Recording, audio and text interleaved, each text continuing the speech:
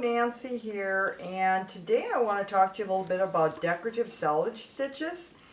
As you can see on the side here, there's a real pretty chain stitch that's on both sides, and this is really very nice look if you're doing a scarf or a shawl, anything that has a free edge. You wouldn't want to use this on an edge that would belong in a seam because it would make your seam flimsy, and it also it would cause it to not line up correctly. So this is just something that's very pretty when you're doing a decorative edge, something that's going to be seen by the public. It's very easy to do them. There's complicated ones. There's probably 10 different kinds you can do. This is probably the easiest one you can do. And you can do it on any pattern. You just have to make an adjustment on your first and last stitch. So I'm going to show you how to do it on this little stockinette piece. What I'm going to do is slip the first stitch as if to purl, always with the yarn in front, or this will not work. If this were a slip as if to knit, you would have the yarn in back. The yarn must be where it should be depending on the stitch it is. But on this selvage, it would always be slip as if to purl with the working yarn in front. So I'm going to slip it off of my left needle onto my right. And this is a purl row. So we're going to purl across, just like so. Okay. I have to always apologize for the clicking you hear on my table. I try to keep them up high enough so you don't hear that clunking. Okay, this is the part that gets people confused.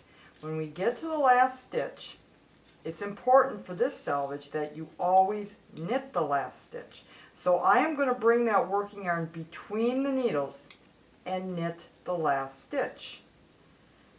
Now I'm on the right side.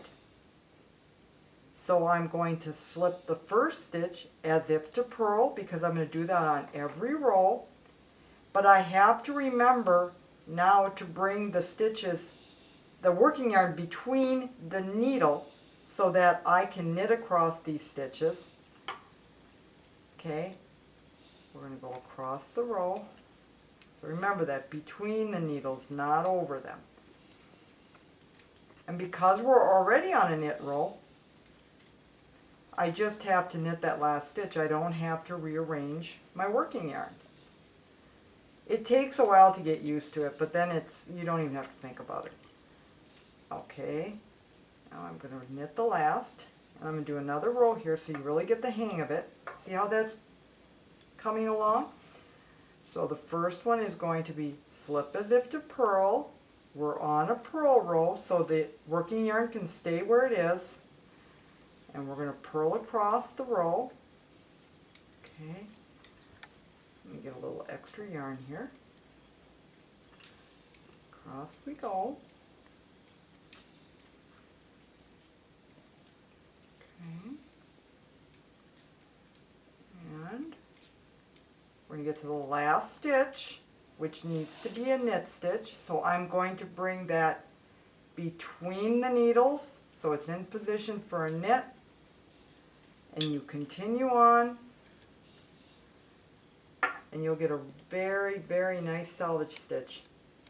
Notice though, it does not stop the rolling. Nothing's going to stop the rolling on stockinette, but you get the idea of how it looks. And that's how you do a decorative selvage stitch.